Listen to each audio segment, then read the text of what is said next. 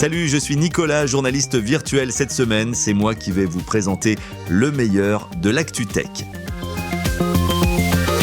Bonjour, bienvenue à l'écoute de Monde Numérique, l'émission 100% Tech, chaque samedi sur toutes les plateformes de podcast.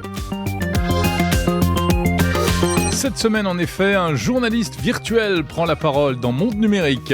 C'est avec lui, dans un instant, que l'on va passer en revue l'actu de la semaine. Alors on parlera justement des avancées spectaculaires en matière de clonage vocal, mais aussi de clonage vidéo. On reviendra sur les pannes dans les services de Meta. On va s'intéresser à Amazon qui abandonne son système high-tech Just Walk Out pour ses magasins. Et puis on parlera d'Apple qui est attaqué en justice pour, tenez-vous bien, la couleur de ses SMS. Le débrief transatlantique avec Bruno Guglielminetti comme chaque semaine. Eh bien on va parler d'Apple justement qui préparerait des robots domestiques. Et on parle aussi de droit à la déconnexion. Les interviews de la semaine. Dassault Systèmes, tout d'abord, pour découvrir comment la technologie du jumeau numérique a permis de mener à bien la reconstruction de Notre-Dame. Et puis, on retrouvera une marque historique de la tech, TomTom, le roi du GPS, qui continue plus que jamais à tracer sa route. Bienvenue dans Monde Numérique, l'hebdo du 6 avril 2024. Monde Numérique, Jérôme Colombin. Ravi de vous retrouver comme chaque samedi pour Monde Numérique, l'hebdo, 50 minutes de news et d'interviews. Et puis les autres jours de la semaine, Monde Numérique, ce sont aussi des interviews long format, des éditos, des bonus, disponibles sur toutes les plateformes de podcast, sur YouTube et aussi sur les assistants vocaux si ça vous chante. Monde Numérique, c'est aussi une newsletter à laquelle vous pouvez vous abonner en allant sur le site mondenumérique.info. Tiens, un petit mot justement à propos de mondenumérique.info pour vous dire que vous y trouverez plus que simplement les épisodes audio. Également des articles, des transcriptions d'interviews et depuis peu une petite réorganisation par rubrique. Donc comme il s'agit souvent d'interviews qui ne sont pas collées à l'actualité mais peuvent s'écouter des semaines ou des mois plus tard, n'hésitez pas à aller fouiller et vous découvrirez peut-être des choses assez intéressantes sur mondenumérique.info. À noter aussi, petit message de service, visiblement il y a des problèmes en ce moment sur la plateforme Apple Podcast car j'ai reçu pas mal de commentaires et de messages d'auditeurs m'indiquant qu'ils ne tombaient pas sur les bons épisodes, ça ne correspondait pas, c'était d'anciens épisodes avec la description d'un nouveau. Et en fait, c'est qu'il y a vraiment des soucis en ce moment sur Apple Podcast. Donc la solution dans ce cas-là, c'est de vous désabonner et de vous réabonner. Et en principe, ça règle le problème. Voilà, on passe tout de suite, vous allez voir, à quelque chose, j'espère, qui devrait vous intéresser et peut-être bien aussi vous surprendre. L'actu de la semaine. Et pour l'actu cette semaine dans Monde Numérique, eh bien, je vous propose une expérience et une première technico-journalistique dans cette émission. La journaliste Lisa de Bernard, qui se charge habituellement de vous présenter l'actu de la semaine, est actuellement en vacances. Alors, pour remplacer Lisa, eh bien, après avoir un peu hésité, c'est vrai, j'ai finalement décidé de convoquer une intelligence artificielle. En tout cas, une voix générée par intelligence artificielle à partir d'une voix réelle. Je vous présente donc Nicolas. Bonjour Jérôme, bonjour à tous. Alors vous allez voir, Nicolas est particulièrement efficace, mais je tiens à préciser que toutes les infos qu'il va vous donner ont été vérifiées et même écrites par moi-même. Et on commence par WhatsApp qui a connu une nouvelle panne cette semaine, une panne mondiale qui a créé pas mal d'émoi. Oui Jérôme, mercredi 3 avril 2024 restera une soirée particulièrement frustrante pour des millions d'utilisateurs de WhatsApp à travers le monde. Vers 20h15, la populaire application de messagerie instantanée appartenant au groupe Meta a subi une panne majeure, privant ses usagers de la possibilité d'envoyer et recevoir des messages. Les signalements de dysfonctionnement se sont rapidement multipliés sur les réseaux sociaux et les sites de suivi comme Down Detector, WhatsApp, qui compte plus de 2 milliards d'utilisateurs mensuels, s'est retrouvé paralysé avec des messages restant indéfiniment en attente d'être envoyés et sa version web affichant un laconique « service indisponible ». Cette nouvelle panne d'envergure mondiale intervient seulement un mois après qu'Instagram et Facebook, deux autres plateformes de Meta, aient été victimes d'une importante défaillance liée à un problème de connexion. Alors comme d'habitude, la question qu'on se pose, c'est mais que s'est-il donc passé ? Bien que Meta soit plutôt avare en communication, les principales hypothèses évoquées par les experts sont celles d'un problème au niveau des serveurs ou d'une faille dans l'infrastructure technique de WhatsApp. Finalement, après plusieurs heures de perturbations, WhatsApp a progressivement repris du service aux alentours de 20h45 mercredi soir. Mais aux environs de 21h, de nouveaux signalements faisaient en état de problèmes sur les autres plateformes du groupe Meta, Facebook, Messenger, Instagram et Threads. Et c'est pas tout, à noter que d'autres pannes ont été signalées aussi du côté d'Apple avec des perturbations sur le site web de la marque et également des services Apple TV, Apple Podcast et Apple Music dans la nuit de mercredi à jeudi, enfin la nuit en Europe, sans qu'on sache d'ailleurs s'il y avait un rapport avec la panne de Meta.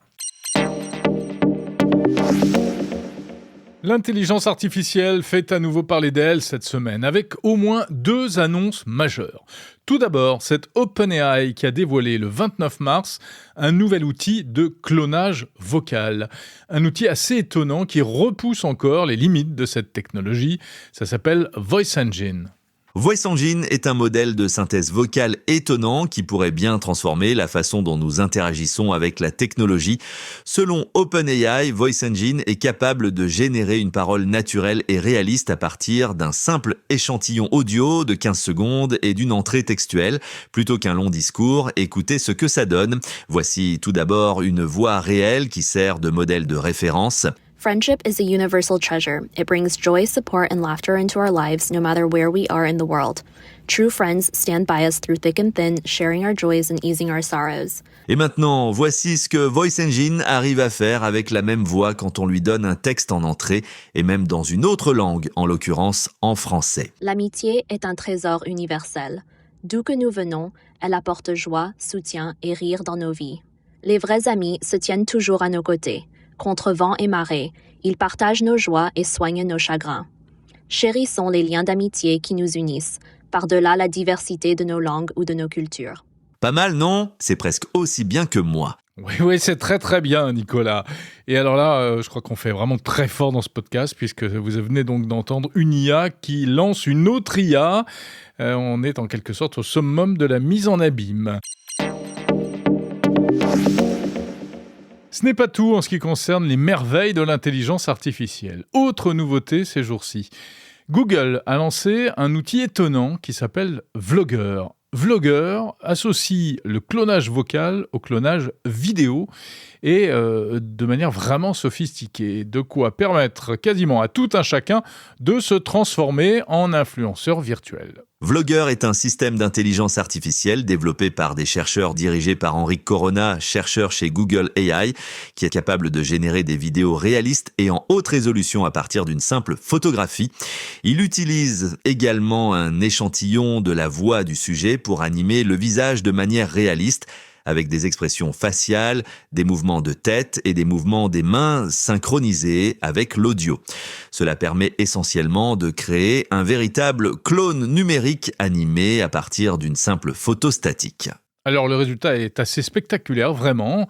Et alors explique-nous un peu comment ça fonctionne, mon cher Nicolas. Vlogger repose sur des modèles d'apprentissage profond appelés modèles de diffusion appliqués à la vidéo.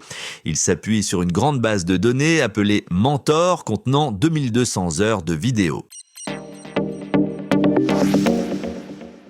Dans un tout autre registre, les supermarchés hyper high-tech d'Amazon, vous vous souvenez ? Eh bien, c'est terminé. En tout cas, la technologie baptisée Just Walk Out est abandonnée. Cette technologie qui permettait aux clients de faire leurs courses et de quitter le magasin sans passer par la caisse grâce à un système de reconnaissance des mouvements et des articles qui étaient attrapés par les clients grâce à des caméras et des capteurs, etc. Mais Amazon va changer son fusil d'épaule. Et oui, la technologie, parfois, ça cafouille. En 2016, Amazon présentait aux États-Unis ses supermarchés basés sur la technologie Just Walk Out, littéralement « sortez simplement ». Une véritable révolution dans l'expérience d'achat, supprimant les files d'attente interminables aux caisses. Il suffisait d'entrer en s'authentifiant avec son smartphone, de prendre les articles sur les étagères, de les mettre dans son panier et de sortir. Grâce à des capteurs, des caméras et de l'intelligence artificielle, le décompte était fait automatiquement et le montant des courses était prélevé sur le compte Amazon des clients. Mais le système s'est avéré trop complexe à mettre en œuvre à grande échelle et n'a finalement été adopté que dans une poignée de magasins Amazon Fresh et Go aux États-Unis. Et alors en plus, on a appris que ce système, soi-disant automatique, en réalité ne l'était pas tant que ça. En effet, selon le site The Information, ce système faisait en réalité appel à des petites mains bien réelles. Pas moins de 1000 opérateurs basés en Inde intervenaient en temps réel pour vérifier les flux vidéo et corriger les erreurs de l'intelligence artificielle. Environ 700 ventes sur 1000 nécessitaient une intervention humaine. Donc 700 ventes sur 1000 qui cafouillent, effectivement, c'est pas d'une grande fiabilité. Et on n'est pas loin avec finalement ce truc-là de ce qu'on appelle le turc mécanique, c'est-à-dire de l'IA derrière laquelle se cachent en réalité des travailleurs humains. Alors Amazon n'abandonne pas complètement la technologie, bien sûr, mais a décidé de revenir à un système un peu moins sophistiqué. Oui, à la place, Amazon va déployer des chariots intelligents baptisés Dashcarts, une technologie plus simple mais tout aussi novatrice. Ces chariots connectés sont équipés d'un scanner et d'une balance intégrée.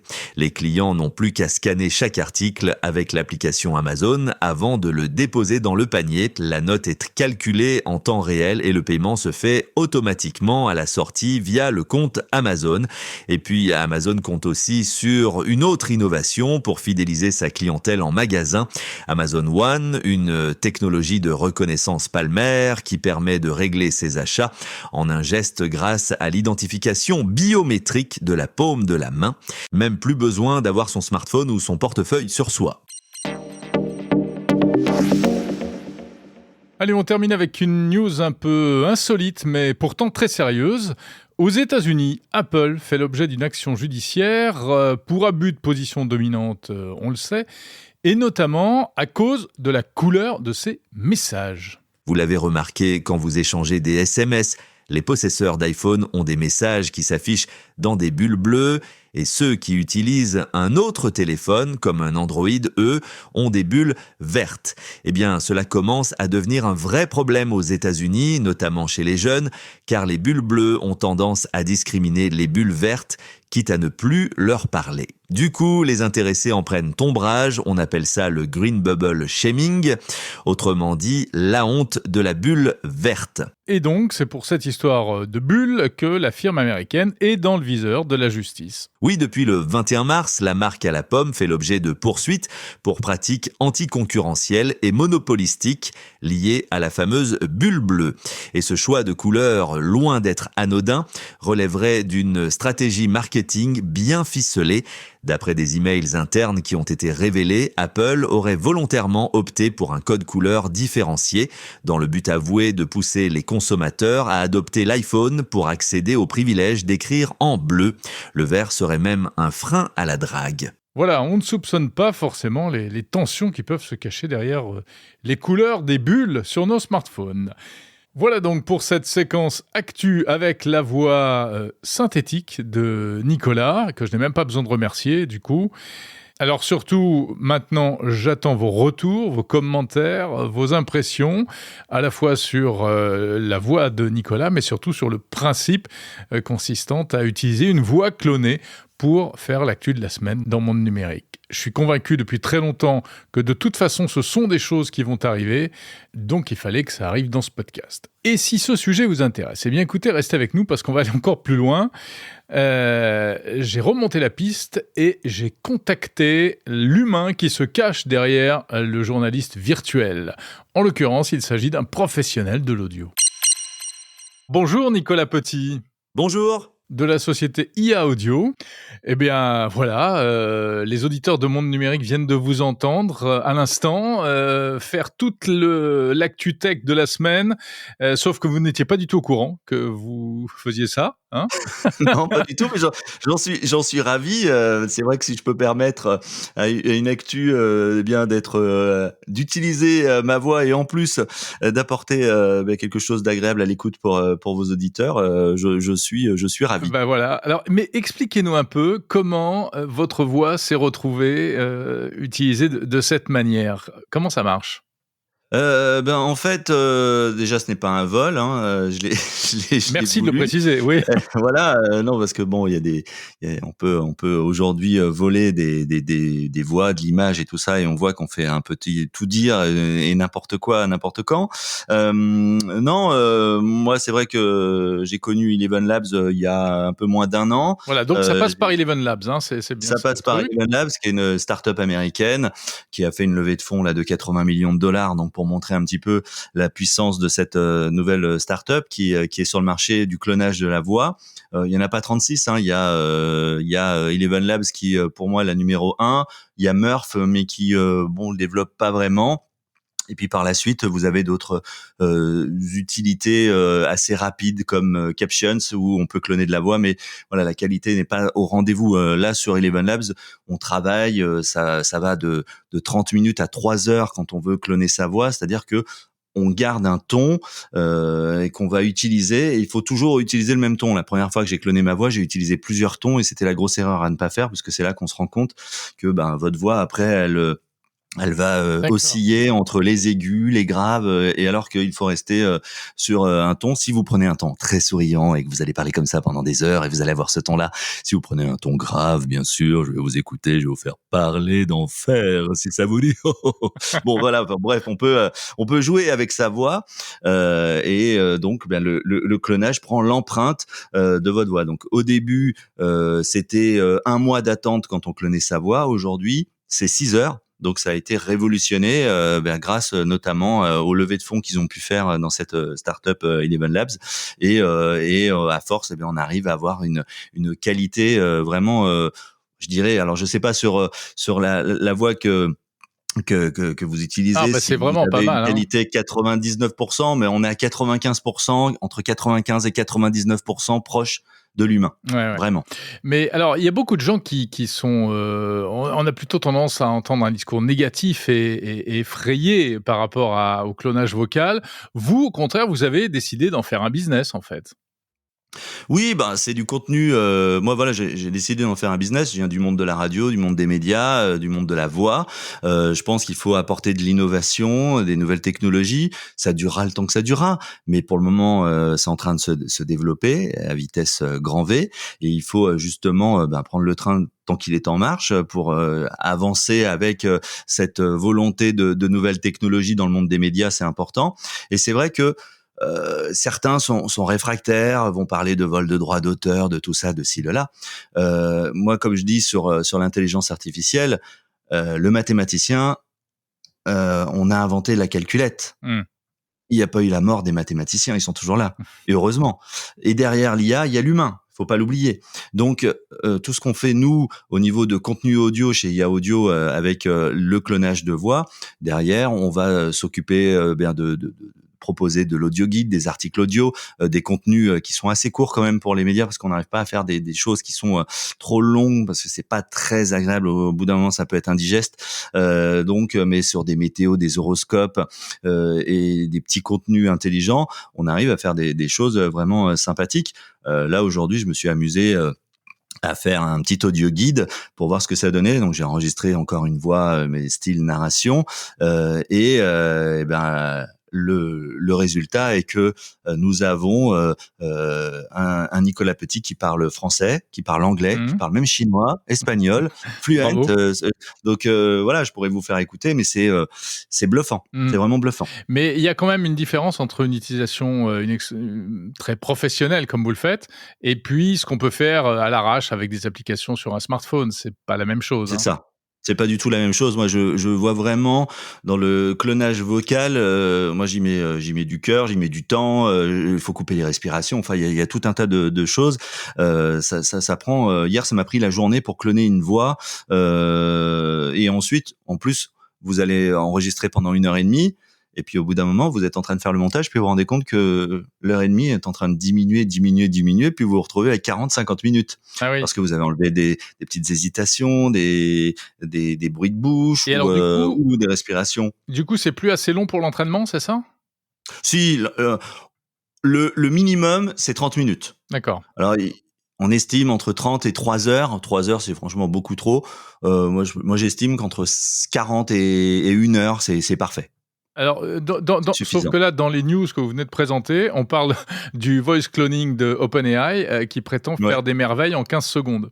Mais en réalité, Oui. la démo que je vous fais faire dans le podcast n'est pas très probante parce que autant votre voix est parfaite, autant le résultat proposé par OpenAI n'est pas exceptionnel. Donc, c'est quand même très important la durée d'échantillon. Ouais, la durée est importante. J'ai écouté Voice Engine d'OpenAI. Oui, bah, c'est ce que fait Captions en fait. Alors oui, on arrive à reprendre. Bon, bah, ça reprend l'empreinte vocale, mais c'est un petit peu comme les avatars qui sont faits, qu'on voit au niveau de vidéo. Si on vous prend un avatar pendant 30 secondes, vous allez avoir une qualité d'un avatar de 30 secondes. Si on fait un avatar très poussif, à bien reprendre toute la technologie de votre visage grâce à l'IA, ça va mettre beaucoup plus de temps et une qualité qui sera optimum. Donc forcément, plus vous mettez du temps, plus le laboratoire travaille sur la voix, plus le résultat sera excellent, quoi. Ouais. Et alors, est-ce que ça rapporte beaucoup d'argent, ça, Nicolas Petit? Bah, pour le moment, non. Pour le moment, Question c'est indiscrète. Parce que l'utilisation est payante. Hein. c'est voilà, pour le moment, c'est du développement. C'est du temps humain, voilà. Et puis si ça marche, ça marche. Si ça marche pas, bah, c'est pas grave. Alors je vais pas vous dire que j'ai pas besoin de vivre et j'ai pas besoin d'argent. Hein. Au contraire, Bah ouais. j'ai bien envie que ça fonctionne et que ça avance. Donc Non, mais il y je veux a dire, est-ce que vraiment c'est rentable? Vous êtes payé au nombre de caractères utilisés par le client, en fait. Est-ce que... à date, non, c'est pas rentable. À date, on met plus d'argent dans le développement de la technologie, des choses comme ça. Bah, par exemple, nous, dans notre solution chez IA Audio, enfin nos solutions, c'est du prompt engineering. On va pas, voilà, ça va pas remplacer les métiers d'acteurs et tout ça. Il faut raison garder. C'est des choses nouvelles, mais bon. Bon, bah merci beaucoup, Nicolas Petit, donc de la société IA Audio. Et vous êtes le bienvenu dans Monde Numérique. Alors, si c'est pas en vrai, eh ben, ce sera peut-être à nouveau prochainement de manière virtuelle. Merci, Nicolas. Avec plaisir. Merci. Au revoir. Le débrief transatlantique. Bonjour, Bruno Guglielminetti. Jérôme Colombin, bonjour. Coucou, j'ai oublié de faire toc-toc, comme ça, pour entrer dans ton podcast. Arrête, t'es toujours le bienvenu, t'as pas besoin de frapper. Pareillement, tu es bienvenu dans Monde Numérique pour notre débrief transatlantique hebdomadaire. En plus, tu es bien réel, toi. Bruno, cette semaine, il faut qu'on parle de ce qui est en train apparemment de se mettre en place de ton côté de l'Atlantique, en l'occurrence aux États-Unis, en matière ce qu'on appelle chez nous en France de droit à la déconnexion. Explique-nous ça. Ouais, ça m'a fait penser à vous, puis j'étais curieux de faire le point sur où vous en êtes rendu, parce que ça fait longtemps que ça existe chez vous, mais c'est en Californie, puis ça a fait la manchette dans le Los Angeles Times.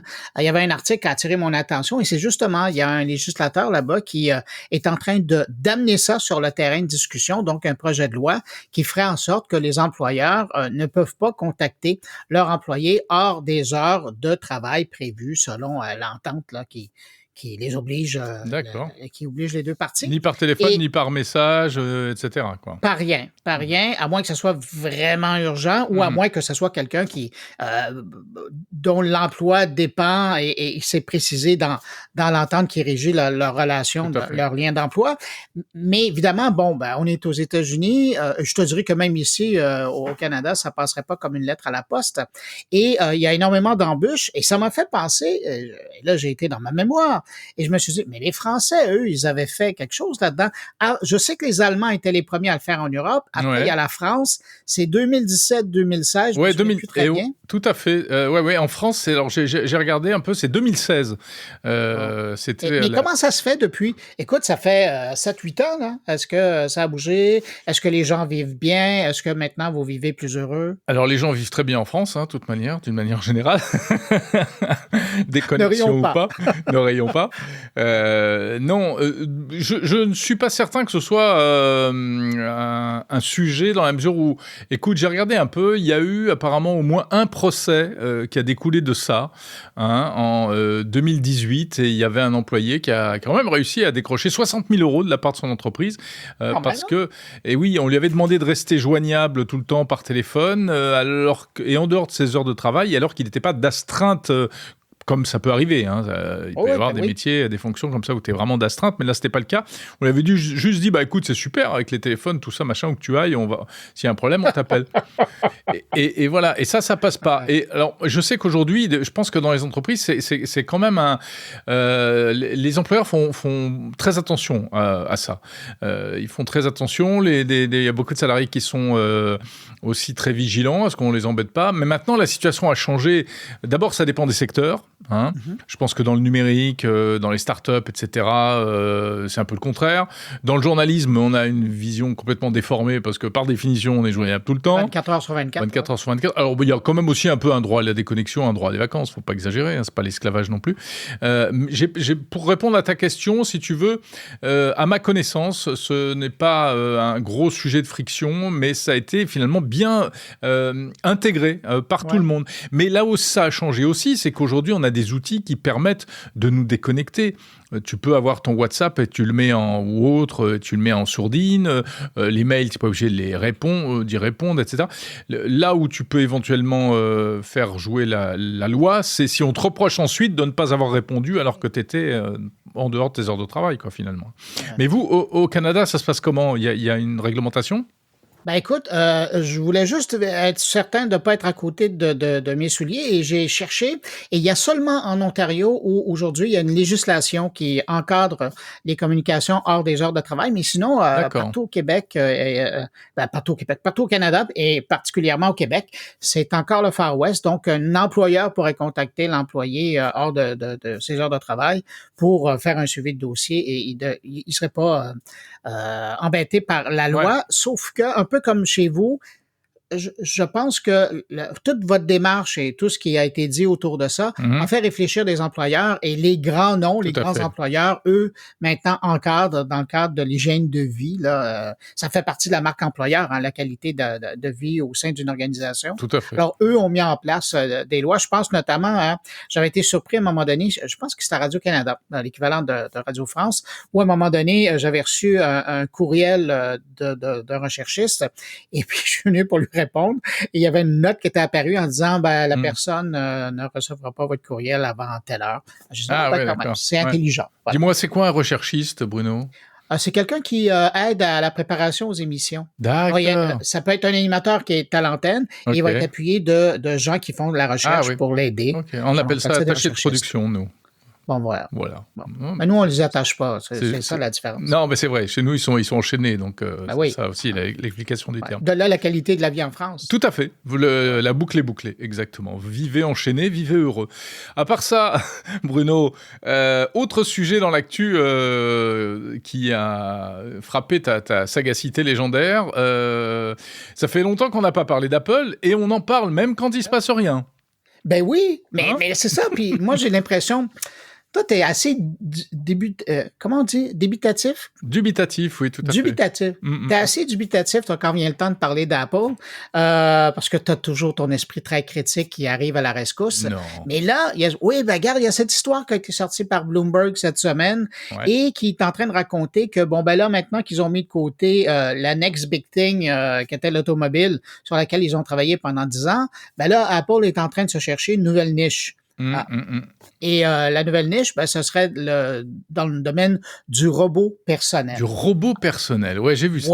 Mais puis là, il y a deux trucs. D'abord, moi, j'ai appris en écoutant le journaliste de Bloomberg, mais aussi en faisant mes recherches, que, par exemple, le Vision Pro, ça vient de travaux qui avaient été faits dans le cadre de l'équipe automobile parce qu'ils travaillaient à voir comment ils pouvaient intégrer l'AR et le VR à l'intérieur d'une voiture automobile. Et donc, les travaux ont mené au développement du Vision Pro, ça c'est intéressant. Et donc, toute la démarche au niveau de la robotisation, mais personnelle, fait aussi partie de ce travail-là. Et notamment, l'équipe avait développé une version Imagine un iPad, mais de taille plus importante, qui aurait un bras robotisé que tu attrapes sur le bord d'un comptoir ou d'une table. Ouais. Et donc, à partir de ce moment-là, ben, tu lui dis où tu veux ton iPad et en fonction de ta situation, ben, il ajuste en temps réel la tablette. Bon, D'accord. comme ça peut sembler banal, mais si tu fais de la vidéoconférence avec ton iPad, peut-être que là, ça peut être important. Et là... Oui, mais la vidéoconférence, je te signale que tu as la fonction de suivi du visage, du mouvement et même du mouvement du corps qui se fait maintenant, mais de manière logicielle. Hein. Oui, mais imagine si en plus tu avais le bras mécanique qui te suit, alors là, tu peux vraiment te déplacer de façon importante là, dans la pièce. Ça, c'est une chose. Puis l'autre piste sur laquelle... si c'est pas sur un drone et que ça peut pas voler dans la pièce, je trouve que ça n'a pas grand intérêt. Donc, je te reconnais. Et l'autre piste sur laquelle ils sont en train de travailler, ce serait un robot de plus grand gabarit quand même, qui pourrait te suivre dans la maison, il ne faut pas être paranoïaque, et qui pourrait aller jusqu'à faire la vaisselle, imagine. Alors, si tu n'as pas de la vaisselle, t'imagines, toi, tu peux laisser ta vaisselle sur le comptoir, il la prend, il la lave. Mais franchement, tu y crois, ces rumeurs-là? Le robot avec la vaisselle, non. Bon, mais la possibilité de pouvoir rentrer dans le marché niche du robot personnel, il y a tellement d'aura autour de la marque d'Apple. Moi, j'ai l'impression que s'ils arrivent à développer, j'allais dire un petit bonhomme, un petit robot qui a l'air sympathique, qui peut faire des choses, moi, je suis sûr qu'il y a des millions de ces petits appareils-là qui vont se vendre. Évidemment, c'est pas une question de prix. Là, mais en théorie, parce que dans les faits, moi, je sais pas, mais j'ai l'impression que Apple serait le dernier à faire un truc comme ça. Parce qu'il y a déjà des tentatives. Il y a Amazon qui avait fait ça. Amazon qui a son robot. Amazon qui a son robot. Il y a Samsung qui a présenté 2 fois son petit robot boule Bali, qui est toujours pas commercialisé. Hein, la première fois, la deuxième fois, il était déjà plus gros, ce qui montre que pour aller vers quelque chose de concret, il a fallu sans doute mettre plus de composants que prévu. Et il commence à ressembler de plus en plus à R2D2, hein, dans ses fonctionnalités. Là. À R2D2 ou à l'autre créature là, qui roulait dans Star Wars. Oui. Non, mais moi, j'aime mieux R2D2 avec sa façon de parler et sa projection de vidéo qui a été tournée. Toi, tu es de la génération de la première trilogie, comme moi. Ouais, je suis... Non, je veux dire, moi qui suis beaucoup plus jeune, c'est les trilogies suivantes. Donc, je sais plus comment il s'appelle, le robot boule. Mais il y a d'autres choses chez nous. C'est oui, B22, B quelque chose. Bibi quelque chose. Bibi, je sais pas quoi. Je suis sûr que les gens qui nous écoutent, ils ont percuté. Mais enfin, BBQ, BB1, je sais plus, je me souviens plus. Bibi quelque chose. On va trouver. Cherche sur Internet. Fais une pause, c'est ça. Ouais.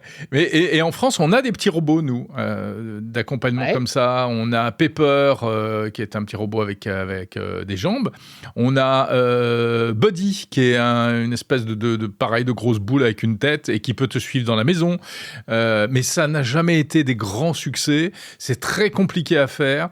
Ça apporte pas énormément de choses parce que tout ce qu'ils peuvent faire au mieux, c'est se déplacer, te suivre, faire de la vidéosurveillance quand t'es pas là. Mais dès que tu veux leur mettre des bras pour porter des choses, ça devient beaucoup plus compliqué en termes de prix, d'autonomie, de prix, etc. Et puis il y a le robot Optimus de Tesla. C'est déjà autre chose. Mais c'est déjà autre chose. Mais je vois pas Apple aller sur ce genre de gadget qui, je sais pas. Tout est possible. Mais je me demande si c'est pas aussi une manière de recycler tous les ingénieurs qui travaillaient sur la voiture et de leur trouver une occupation aujourd'hui. Hein. Ou en tout cas, à tous les brevets qui ont été développés, toute la connaissance qui a été faite, ils doivent recycler s'ils veulent rentrer dans leur argent. Il faut capitaliser le truc là-dessus. Ouais. Bon, sinon, écoute, c'était BB8 ou BB8. Là. Ah, voilà, très bien. Merci, BB8. Parfait. À part ça, de quoi parles-tu cette semaine dans ton émission, juste après notre entretien, cher ami? Je parle à une avocate qui conseille des influenceurs et avec elle, je fais une discussion sur le droit des influenceurs, mais aussi des obligations. Alors, c'est un thème qui revient systématiquement, mais je trouve que c'est intéressant de C'est un gros sujet chez vous, ça? Ouais. Ben oui, parce que chez nous, on n'a pas de loi comme chez vous. Donc, c'est un peu le n'importe quoi. La semaine prochaine ouvre à Québec la semaine numérique numérique avec, écoute, c'est énorme, c'est 2000 personnes de la région de la Ville de Québec qui se rencontrent, tous des gens qui travaillent dans le numérique, dans le privé, dans le public et aussi dans l'académique, et ils se rencontrent pour parler de différents sujets qui ont à voir avec le numérique. Alors, on parle avec le grand patron de cet événement-là. Et puis aussi, écoute, félicitations, Mistral maintenant fait partie de l'environnement d'AWS parce que maintenant on le retrouve sur Bedrock. Alors, je parle avec un des évangélistes de AWS pour avoir des informations sur pourquoi ils ont décidé d'intégrer Mistral. Ouais. Donc, l'IA générative française. D'accord. Exactement, ouais. OK. Bon, en tout cas, je vais te laisser poursuivre, Bruno, ton émission. J'invite les auditeurs de Monde Numérique à aller écouter mon carnet cette semaine, ton carnet, en l'occurrence, disponible sur toutes les bonnes plateformes de podcast. Mon cher Bruno, je te dis à la semaine prochaine. Je te dis hasta luego. Hasta luego. L'innovation de la semaine. L'innovation de la semaine, c'est en fait un appareil que j'ai testé comme je le fais de temps en temps, un produit un peu particulier. Il s'agit de la dernière balance connectée de la marque française Withings. Parce que c'est un produit qui est bourré de technologie en fait. Et j'ai eu l'occasion d'essayer à peu près toutes les balances Withings depuis la toute première, qui était d'ailleurs la première balance connectée sur le marché, enfin quasiment, je crois bien. C'était une petite révolution à l'époque, pouvoir comme ça suivre son poids sur une appli sur son smartphone au lieu de devoir tout noter sur un petit carnet à la main. Donc c'est intéressant de savoir un petit peu où on en est aujourd'hui. Voici donc la Bodyscan, c'est la toute dernière de la gamme de cette marque française, Withings, et qui est plutôt intéressante à plusieurs égards. D'abord, la première impression, et il faut le dire, il faut l'avouer, est assez bonne en termes de qualité de fabrication, de qualité de packaging. C'est vraiment très classieux, comme dirait l'autre, c'est digne d'un produit Apple. Bon, passons. Ensuite, au niveau des caractéristiques techniques et des fonctionnalités, eh bien, c'est bien plus qu'une balance, en fait. Oubliez votre vieux pèse-personne qui pouvait juste vous dire le nombre de kilos, voilà, votre nombre de kilos. Là, on va vraiment bien au-delà. En fait, c'est une analyse complète en 1 minute de tout un tas de paramètres. Alors, c'est pas pour faire le discours marketing de Withings autour de ça, mais c'est un vrai check-up qu'on peut faire quotidiennement ou plus simplement de manière hebdomadaire, enfin de temps en temps, comme ça, pour suivre plein de choses. D'abord, le poids, évidemment, c'est la moindre des choses, même si sur cette balance, et ça c'est une originalité qu'ils ont introduite, eh bien on peut masquer l'affichage du poids. Si ça vous déprime de voir exactement combien vous pesez, vous pouvez faire disparaître le chiffre et vous ne verrez que l'évolution, et c'est ça qui est très intéressant, sur l'application de Withings. Ensuite, il y a ce qu'on appelle les taux de masse grasse et de masse musculaire. Ça, on commence à le trouver de plus en plus sur des balances. Mais là, ce nouveau modèle introduit une donnée supplémentaire qui est la répartition corporelle. Donc concrètement, quand vous vous pesez régulièrement, eh bien, vous avez sur l'application Withings une image de votre corps et on vous dit où se trouvent les muscles, où se trouve la graisse, etc. C'est pas inintéressant, ça peut vraiment révéler parfois des surprises. Ça fonctionne par impédance bioélectrique, c'est-à-dire qu'on fait passer des petits courants électriques à travers de votre corps. Mais alors, pour que ça marche, eh bien, c'est là où on voit qu'on est au-delà d'une balance. Il suffit pas de se poser les 2 pieds dessus. Il faut également tenir une espèce de guidon comme ça qui est relié à la balance par un câble et le guidon dans lequel il y a des capteurs. L'analyse prend à peu près 1 minute. Il faut aussi prendre le temps de faire ça périodiquement. Il y a également un électrocardiogramme. Bref, on est vraiment au-delà de la simple logique de mesure de poids. Ça pourra faire peur à certains, ça fait peur à certains, et puis en fait, eh bien, ça répond aussi à des besoins de plus en plus évidents quand on essaye de surveiller sa santé, y compris de manière préventive, pour prévenir des maladies et pas seulement pour les guérir. Ça permet de savoir plein de choses et de suivre tout cela sur la durée, sur une application mobile. J'avoue que je me pèse depuis des années sur une balance connectée et donc j'ai eu l'occasion de voir l'évolution au fil des années. C'est pas joli, on va pas rentrer dans les détails. En tout cas, c'est quand même ça le gros intérêt de la chose. Alors il faut dire que cette histoire d'impédance bioélectrique, ça c'est pour la répartition masse grasse, masse musculaire. Bien sûr, les professionnels vous diront que ça ne vaut pas un appareil qu'on peut trouver chez le médecin ou autre à 3 000 ou 4 000 euros. Certainement, puisque là, on est dans un produit beaucoup plus grand public. Cette balance coûte 400 €. On n'a certainement pas la précision d'un appareil professionnel, mais ce qui est intéressant au-delà de la précision, c'est l'évolution, là encore. Donc même si les chiffres ne sont pas hyper précis, bien, ce qui est important, c'est de voir comment on peut maigrir ou comment on a grossi, etc. etc. WeThings propose aussi d'ailleurs un service de coaching optionnel. On peut être mis en relation avec des professionnels, mais c'est payant, c'est en plus. Donc en résumé, si on regarde un peu les avantages et les inconvénients de ce type de produit, déjà il faut en avoir envie, parce que c'est certainement pas pour tout le monde. Les gens qui veulent juste avoir leur poids comme ça de temps en temps ne seront pas du tout intéressés par ce type de produit, qui est assez cher, il faut le dire, 400 €, qui est assez contraignant à utiliser, puisque si on veut faire le check-up complet, je vous dis, il y en a pour 1 à 2 minutes, on fait ça le matin au réveil. Après, c'est pas un truc qu'on fait tous les jours, mais c'est quand même un produit qui montre qu'on est entré dans une nouvelle ère de surveillance très technologique de notre état de santé, et c'est ça qui est quand même vachement intéressant. Un produit qui s'inscrit donc dans l'écosystème des appareils WeThings, c'est eux qui avaient lancé notamment un analyseur d'urine qui avait un peu fait le buzz au moment du CES de Las Vegas en 2023. Voilà, donc cette body scan de WeThings qui est l'illustration parfaite en réalité de la e-santé et de la technologie au service de la santé.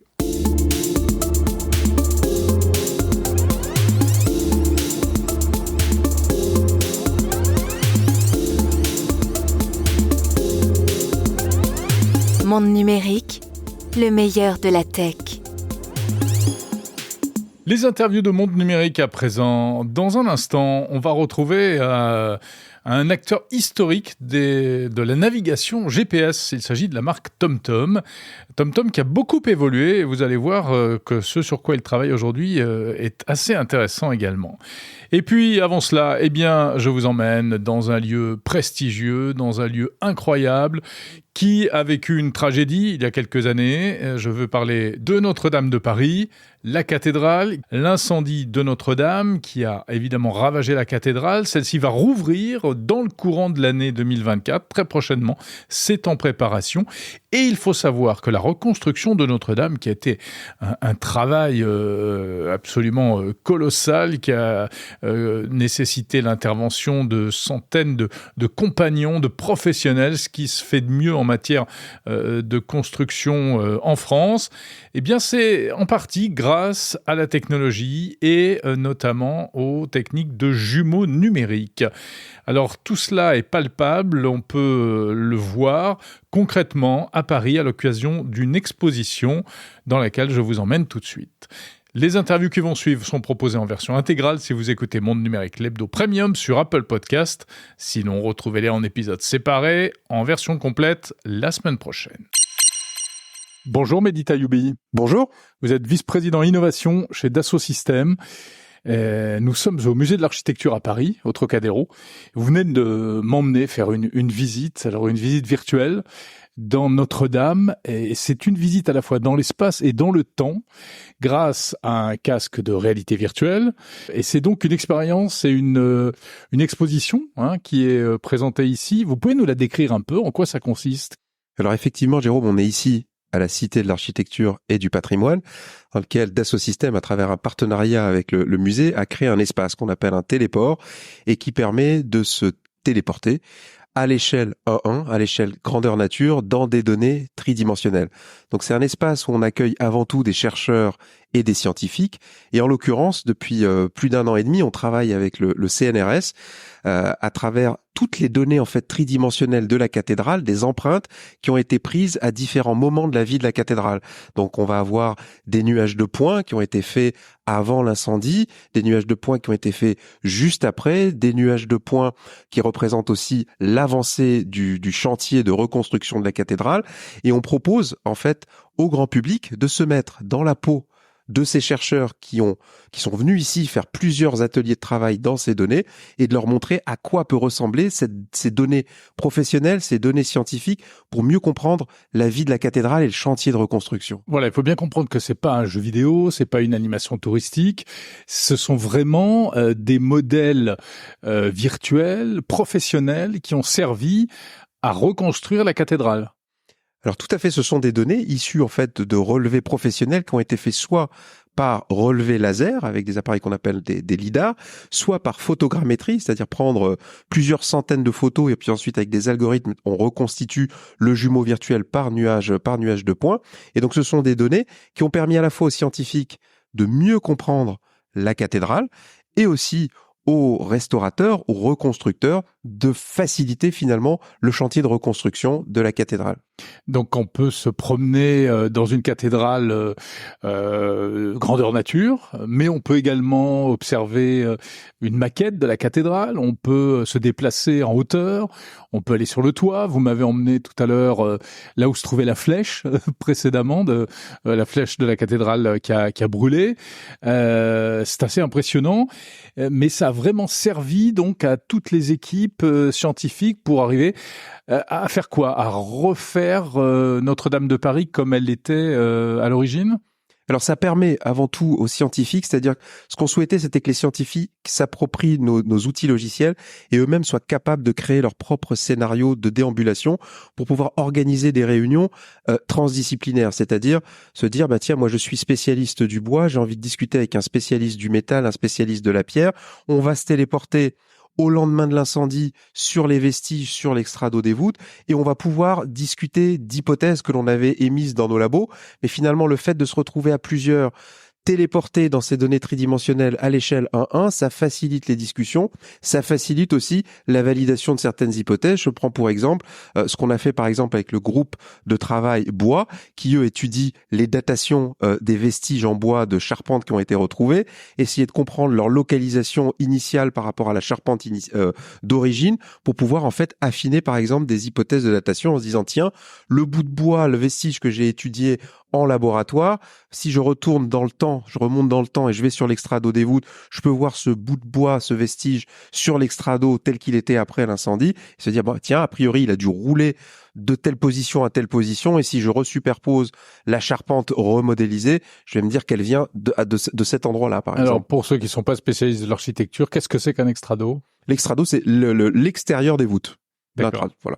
Et donc, quand on se promène dans cette cathédrale virtuelle, donc il faut bien comprendre que ce sont des points, c'est un nuage de points. Donc l'image n'est pas, elle est à la fois ultra réaliste et pas ultra réaliste. C'est-à-dire que il y a pas forcément toutes les textures, il y a pas, voilà, tout le, mais en même temps, il y a beaucoup de détails et toutes les mesures sont exactes. On est vraiment dans une empreinte tridimensionnelle de la cathédrale, précise au millimètre, puisqu'en fait, on va faire des relevés, les relevés laser qui sont effectués permettent de prendre l'empreinte, la position de chaque point dans l'espace, son code colorimétrique, et donc c'est ce qu'on peut avoir vraiment de plus précis en termes de copie, d'instantané de la cathédrale à un moment donné.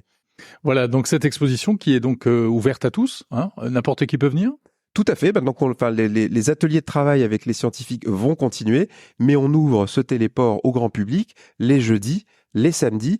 Ce sont toujours des petits groupes, c'est pas plus de 6 personnes. On a toujours un médiateur réel, une intelligence naturelle du guide conférencier avec qui on va pouvoir discuter, échanger, et on est aussi ouvert pendant toute la période des vacances scolaires. Merci beaucoup, Mehdi Taïoubi, vice-président innovation chez Dassault Systèmes. Merci à vous, Jérôme.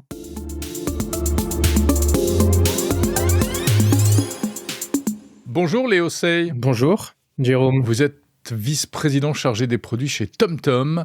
TomTom, quasiment une marque mythique de la tech. Hein. Qui n'a pas eu son GPS TomTom?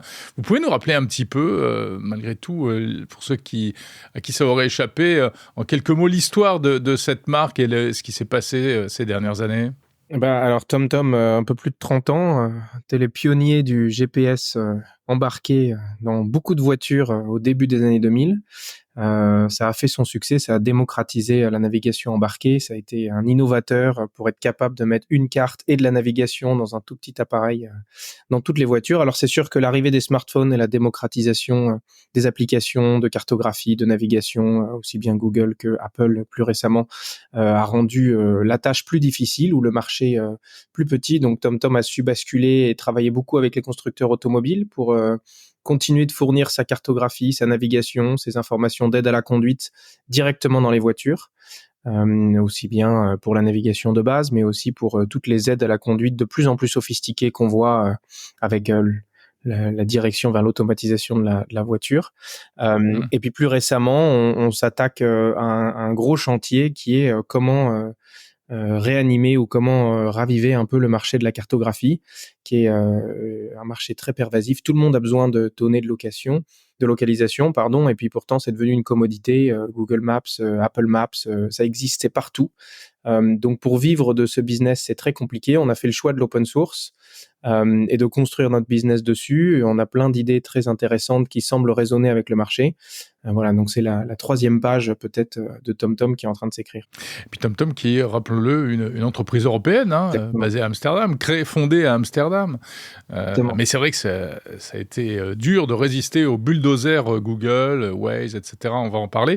Alors aujourd'hui, TomTom, vous faites quoi ? Vous faites encore des appareils TomTom ou uniquement du logiciel et de la cartographie ? On a toujours des appareils. Il y a certains marchés un peu niches qui sont toujours intéressés par ces appareils. Je pense aux poids lourds, je pense aux camping-cars et aux caravanes qui aiment bien avoir des grands écrans, ce que le téléphone ne fait pas forcément, qui aiment bien avoir des données spécifiques.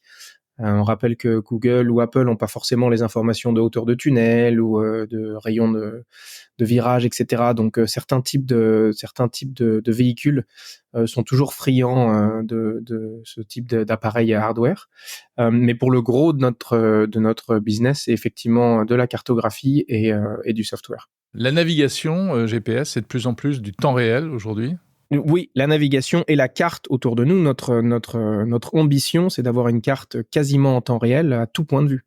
Donc aussi bien du trafic, des fermetures, des situations géographiques, de météo, etc.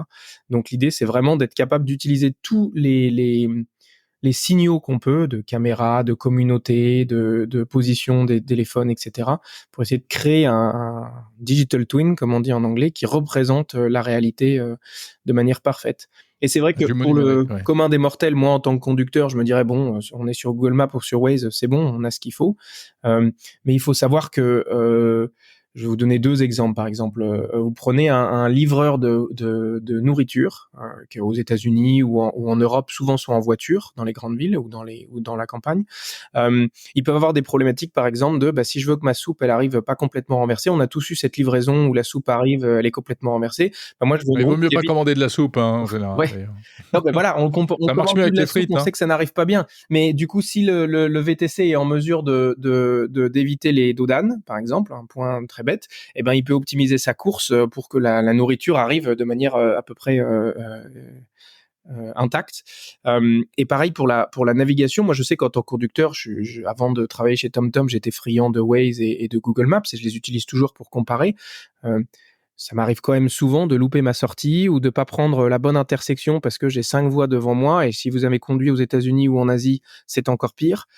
Donc il y a encore plein d'innovations là-dessus pour aider le conducteur à ne pas être stressé, à pouvoir se dire ok, j'ai confiance que ça va être exactement là que je dois aller et je suis pas en train de faire des manœuvres de dernière minute parce que j'ai loupé ma sortie. Donc il y a toujours de l'innovation possible là-dessus. Merci beaucoup Léo Say, vice-président chargé des produits chez TomTom. Merci.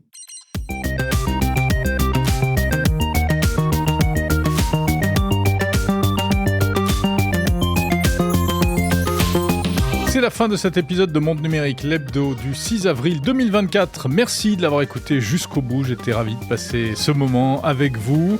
Retrouvez toutes les interviews intégrales sur toutes les bonnes plateformes de podcast et puis également sur le site mondenumérique.info. Abonnez-vous à la newsletter, vous serez informé immédiatement d'un nouveau contenu, de la parution d'un nouvel épisode.